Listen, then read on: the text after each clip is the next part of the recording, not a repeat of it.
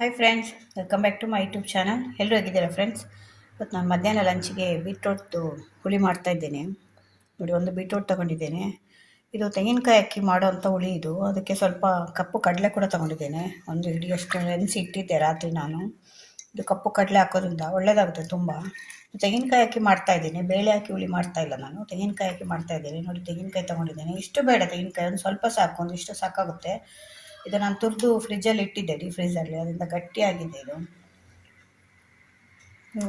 ತುಂಬ ದಿನ ಸ್ಟೋರ್ ಮಾಡಬೇಕು ಅಂದರೆ ಈ ರೀತಿ ತುರಿದು ಡೀಪ್ ಫ್ರೀಜರಲ್ಲಿ ಇಟ್ಟರೆ ನಿಮಗೆ ಸುಮಾರು 1 ತಿಂಗಳವರೆಗೆ ಏನೂ ಆಗೋಲ್ಲ, ಹಾಗೇ ಇರುತ್ತೆ. ಇಲ್ಲಾಂದರೆ ನೀರೆಲ್ಲ ಆವಿ ಆಗುತ್ತಲ್ಲ ತೆಂಗಿನಕಾಯಿ ತಂದಿಟ್ಟರೆ ನಾವು, ಅದರಿಂದ ಈ ರೀತಿ ಮಾಡಿ ಇಟ್ಕೊಳ್ಬೋದು. ಇದಕ್ಕೊಂದು ಸ್ವಲ್ಪ ಬೇಳೆ ಹಾಕ್ತಾಯಿದ್ದೇನೆ, ಒಂದು ಹಿಡಿಯಷ್ಟು.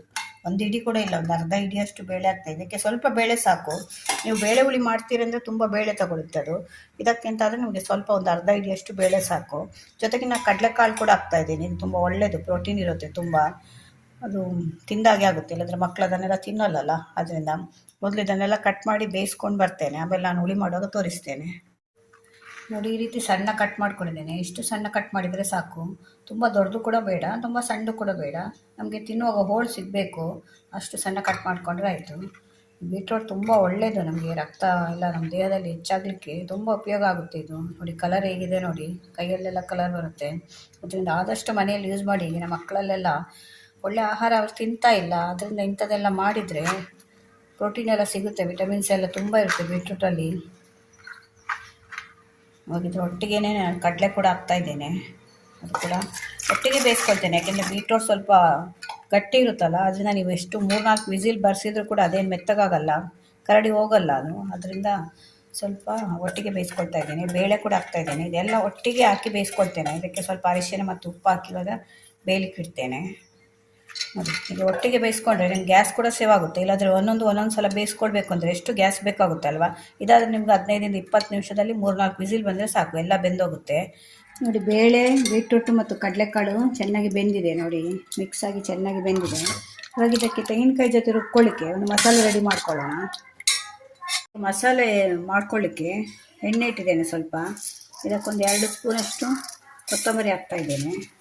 ಮತ್ತು 1 ಸ್ಪೂನಷ್ಟು ಜೀರಿಗೆ. ಕೊತ್ತಂಬರಿ 2 ಸ್ಪೂನ್ ಹಾಕಿದರೆ ಜೀರಿಗೆ 1 ಸ್ಪೂನು.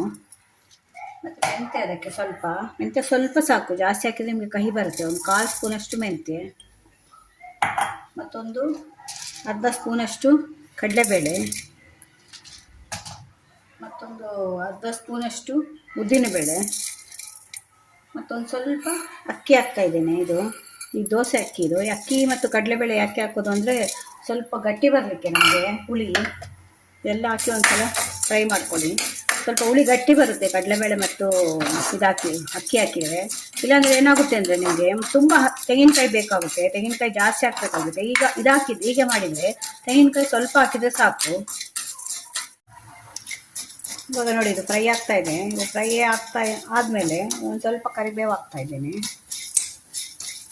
ಮತ್ತೊಂದು 3 ಕೆಂಪು ಮೆಣಸಿನ್ಕಾಯಿ ಹಾಕ್ತಾಯಿದ್ದೇನೆ. 2 ಗುಂಟೂರು ಮತ್ತೊಂದು ಬ್ಯಾಡಿಗೆ ಹಾಕ್ತಾಯಿದ್ದೇನೆ ಕಲರಿಗೆ ಮತ್ತು ಖಾರಕ್ಕೆ. ನಿಮಗೆ ಖಾರ ಜಾಸ್ತಿ ಬೇಕು ಅಂದರೆ ಇನ್ನೂ 1-2 ಹಾಕ್ಕೊಳ್ಬೋದು. ಇದು ಮೀಡಿಯಮ್ ಖಾರ ಬರುತ್ತೆ ನಿಮಗೆ. ಇದು ಗುಂಟೂರು ಮೆಣಸಿನ್ಕಾಯಿ ಅದರಿಂದ ತುಂಬ ಖಾರ ಇರುತ್ತೆ. ಇದು ಆಲ್ಮೋಸ್ಟ್ ಆಯಿತು. ಇದು ತಣ್ಣಗಾದ್ಮೇಲೆ ಇವಾಗ ತೆಂಗಿನಕಾಯಿ ಜೊತೆ ನಾವು ರುಬ್ಕೊಳ್ಬೇಕು ಇದನ್ನು. ನೋಡಿ, ಇವಾಗ ಬೀಟ್ರೋಟ್ ಮತ್ತು ಕಡಲೆಕಾಳನ್ನು ಬೇಯಲಿಕ್ಕೆ ಇಟ್ಟಿದ್ದೇನೆ. ಬೆಂದಿದೆ, ಕುದಿಲಿಕ್ಕೆ ಇಟ್ಟಿದ್ದೇನೆ. ಇವಾಗ ತೆಂಗಿನಕಾಯಿ ಮಸಾಲೆ ನೋಡಿ, ತೆಂಗಿನಕಾಯಿ ಜೊತೆ ಮಸಾಲೆ ರುಬ್ಕೊಂಡಿದ್ದೇನೆ. ಹೇಗೆ ಕಾಣ್ತಿದೆ ನೋಡಿ, ತುಂಬ ಚೆನ್ನಾಗಿರುತ್ತೆ ಇದು ಈ ಮಸಾಲೆ ಹಾಕಿ ಮಾಡಿದರೆ. ಇವಾಗ ಇದಕ್ಕೊಂದು ಸ್ವಲ್ಪ ಅರಿಶಿಣದ ಪೌಡ್ರ್ ಹಾಕ್ತಾಯಿದ್ದೇನೆ. ಇವಾಗ ಬೇಯಿಸುವಾಗ ಒಂದು ಸ್ವಲ್ಪ ಹಾಕಿದ್ದೆ, ಈಗ ಸ್ವಲ್ಪ ಹಾಕ್ತಾಯಿದ್ದೇನೆ. ಮತ್ತೊಂದು 1/2 ಸ್ಪೂನಷ್ಟು ಉಪ್ಪು ಹಾಕ್ತಾಯಿದ್ದೇನೆ. ಇದು ಕಲ್ಲುಪ್ಪು, ಅದನ್ನು ನೋಡ್ಕೊಂಡು ಹಾಕಬೇಕಾಗುತ್ತೆ. ಮತ್ತೊಂದು ನಿಂಬೆಹಣ್ಣು ಗಾತ್ರದಷ್ಟು ಹುಳಿ ತೆಗೆದು ಇಟ್ಕೊಂಡಿದ್ದೆ ರಸ, ಅದನ್ನು ಹಾಕ್ತಾಯಿದ್ದೇನೆ. ಸ್ವಲ್ಪ ಚೆನ್ನಾಗಿ ಮಿಕ್ಸ್ ಮಾಡಿ. ಹೇಗೆ ಕಾಣ್ತಿದೆ ನೋಡಿ, ತರಕಾರಿ ಎಲ್ಲ, ಕಾಳು, ಬೀಟ್ರೋಟು ಎಲ್ಲ ತುಂಬ ಒಳ್ಳೆಯದಿದೆ. ಇದಕ್ಕೊಂದು ಸ್ವಲ್ಪ ಕರಿಬೇವು ಹಾಕ್ತಾಯಿದ್ದೇನೆ, ಯಾಕೆಂದರೆ ಇದಕ್ಕೆ ಒಗ್ಗರಣೆ ಹಾಕಲಿಕ್ಕಿಲ್ಲ, ತೆಂಗಿನಕಾಯಿ ಹಾಕಿದ್ದೇವಲ್ಲ. ಅದರಿಂದ ನಾವು ತೆಂಗಿನಕಾಯಿ ಹಾಕಿ ಮಾಡೋ ಹುಳಿಗೆ ಒಗ್ಗರಣೆ ಕೊಡಲ್ಲ. ಬೇಳೆ ಹಾಕಿ ಹುಳಿ ಮಾಡ್ತೇವಲ್ಲ, ಬೋಳು ಹುಳಿ ಅಂತ ಹೇಳ್ತೇವೆ ನಾವಿಲ್ಲಿ, ಅದಕ್ಕೆ ಒಗ್ಗರಣೆ ಕೊಡ್ತೇವೆ. ತುಂಬ ಈಸಿ, ಸಿಂಪಲಾಗಿ ಮಾಡ್ಕೊಳ್ಬೋದು. ಇದೇ ರೀತಿ ನೀವು ಬೇರೆ ತರಕಾರಿ ಕೂಡ ಹಾಕಿ ಮಾಡ್ಕೊಳ್ಬೋದು. ಈ ಮಂಗಳೂರು ಸೌತೆ ಬರುತ್ತಲ್ಲ, ಅದರಲ್ಲಿ ಕೂಡ ಮಾಡ್ತಾರೆ. ಮತ್ತು ನುಗ್ಗೆಕಾಯಿ ಮತ್ತು ಆಲೂಗಡ್ಡೆ ಹಾಕಿ ಮಾಡ್ಕೊಳ್ಬೋದು. ತುಂಬ ವೆರೈಟಿ ಇದೆ, ಅದರಲ್ಲೆಲ್ಲ ಮಾಡ್ಕೊಳ್ಬೋದು. ಈಗ ತೆಂಗಿನಕಾಯಿ ಹಾಕಿ ಬೇಳೆ ಹಾಕಿ ಮಾಡ್ಬೋದು, ತೆಂಗಿನಕಾಯಿ ಹಾಕಿ ಕೂಡ ಮಾಡ್ಬೋದು. ಒಂದೆರಡು ಇದು ಕುದಿ ಬರಬೇಕು. ಇವಾಗ ಕುದೀತಾ ಇದೆ ನೋಡಿ. ಇವಾಗ ತೆಂಗಿನಕಾಯಿ ಮಸಾಲೆ ರುಬ್ಕೊಂಡಿದ್ದೇನಲ್ಲ ಅದನ್ನು ಕೂಡ ಹಾಕ್ತಾ ಇದ್ದೇನೆ. ಇದು ಸಣ್ಣಗೆ ರುಬ್ಕೊಳ್ಬೇಕು ನೀವು, ಸ್ವಲ್ಪ ತರಿಯಾಗಿರಬಾರ್ದು, ಇದು ನೈಸಾಗಿ ರುಬ್ಕೊಳ್ಬೇಕಾಗುತ್ತೆ. ಇದು ನಮಗೆ ಅನ್ನದ ಜೊತೆ ಮತ್ತು ಚಪಾತಿ ಜೊತೆ ಕೂಡ ಚೆನ್ನಾಗಿರುತ್ತೆ, ಮತ್ತು ರೊಟ್ಟಿ ಜೊತೆ ಎಲ್ಲ ಬೇಕು ಅಂದರೆ ಸ್ವಲ್ಪ ಚಪಾತಿ ಜೊತೆ ಎಲ್ಲ ಬೇಕಾದರೆ ಅದು ಹೋಳನ್ನು ಸ್ವಲ್ಪ ಇನ್ನೂ ಸಣ್ಣ ಕಟ್ ಮಾಡ್ಕೊಳ್ಬೇಕು. ಮನೆಯಲ್ಲಿ ಮಕ್ಕಳಿಗೆಲ್ಲ ಹೋಳಂದರೆ ತುಂಬ ಇಷ್ಟ, ಅದನ್ನು ನಾನು ಸ್ವಲ್ಪ ದೊಡ್ಡ ಕಟ್ ಮಾಡ್ಕೊಳ್ತಾ ಇದ್ದೇನೆ. ಅದು ಮಸಾಲೆ ಹಾಕಿದ ಮೇಲೆ ಒಂದು ಸ್ವಲ್ಪ ಚೆನ್ನಾಗಿ ಮಿಕ್ಸ್ ಮಾಡಿ ಇವಾಗ ಇದಕ್ಕೊಂದು ಸ್ವಲ್ಪ ಬೆಲ್ಲ ಹಾಕ್ತಾ ಇದ್ದೇನೆ ನೋಡಿ. ಮಸಾಲೆ ಹಾಕಿದ ಮೇಲೆ ಕುದೀತಾ ಇದೆ. ಇವಾಗ ಇದಕ್ಕೊಂದು ಸ್ವಲ್ಪ ಬೆಲ್ಲ ಹಾಕ್ತಾ ಇದ್ದೇನೆ. ಬೆಲ್ಲ ಬೇಕಿದ್ರೆ ಮಾತ್ರ ಹಾಕ್ಕೊಳ್ಳಿ, ಯಾಕೆಂದರೆ ಕೆಲವರಿಗೆ ಬೀಟ್ರೂಟ್ ಸಿಹಿ ಇರುತ್ತಲ್ಲ, ಅದರಿಂದ ಬೆಲ್ಲ ಕೂಡ ಹಾಕಿದರೆ ತುಂಬ ಸಿಹಿ ಆಗ್ತದೆ. ಇದಕ್ಕೆ ಚಿಕ್ಕ ಪೀಸ್ ಹಾಕಿದ್ದೇನೆ. ಬೆಲ್ಲ ಬೇಡ ಅಂದರೆ ಸ್ಕಿಪ್ ಮಾಡ್ಕೊಳ್ಬೋದು, ಯಾಕೆಂದರೆ ಬೀಟ್ರೂಟೇ ಸಿಹಿ ಇರುತ್ತಲ್ವ. ಮತ್ತು ಕೆಲವರಿಗೆ ಬೆಲ್ಲ ಹಾಕಿದರೆ ಇಷ್ಟ ಆಗಲ್ಲ.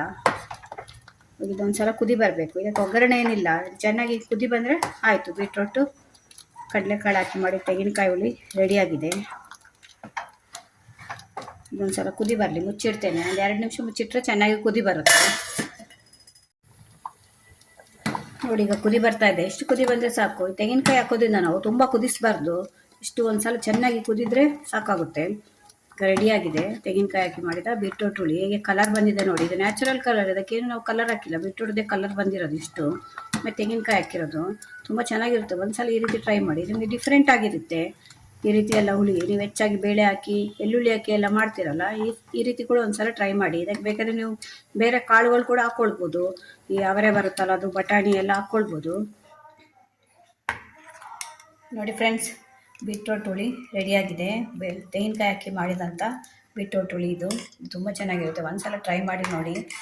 ಇದು ಹೋಳು ಬೇಕಾದರೆ ನಿಮಗೆ ಇನ್ನೂ ಸಣ್ಣ ಕಟ್ ಮಾಡ್ಕೊಳ್ಬೋದು. ಅದು ನಮ್ಮ ಮನೇಲಿ ಮಕ್ಕಳಿಗೆ ಇದು ತುಂಬ ದೊಡ್ಡದಾಗಿರ್ಬೇಕು, ಇಷ್ಟು ದೊಡ್ಡದಾಗಿರ್ಬೇಕು, ಅದನ್ನು ನಾನು ಅಷ್ಟು ದೊಡ್ಡ ಕಟ್ ಮಾಡ್ಕೊಳ್ತೇನೆ. ನಿಮಗೆ ಬೇಡ ಅಂದರೆ ಒಂದು ಸಣ್ಣ ನಾವು ಪಲ್ಯಗೆಲ್ಲ ಕಟ್ ಮಾಡ್ಕೊಳ್ತೇವಲ್ಲ, ಆ ರೀತಿ ಕಟ್ ಮಾಡ್ಕೊಳ್ಬೋದು ನೋಡಿ. ಹೇಗೆ ಕಾಣ್ತಾ ಇದೆ, ಅನ್ನದ ಬಿಸಿ ಬಿಸಿ ಅನ್ನದ ಜೊತೆ ಹಾಕ್ಕೊಂಡು ತಿಂದರೆ ಅಂತೂ ತುಂಬ ಚೆನ್ನಾಗಿರುತ್ತೆ. ನಿಮ್ಗೆ ಇಷ್ಟ ಆದರೆ ನನ್ನ ಚಾನಲ್ನ ಸಬ್ಸ್ಕ್ರೈಬ್ ಮಾಡ್ಕೊಂಡು ನೋಡಿ. ಇದೇ ಥರ ಹೊಸ ಹೊಸ ವೀಡಿಯೋ ತೊಗೊಂಡು ಮತ್ತೆ ಬರ್ತೇನೆ. Bye friends.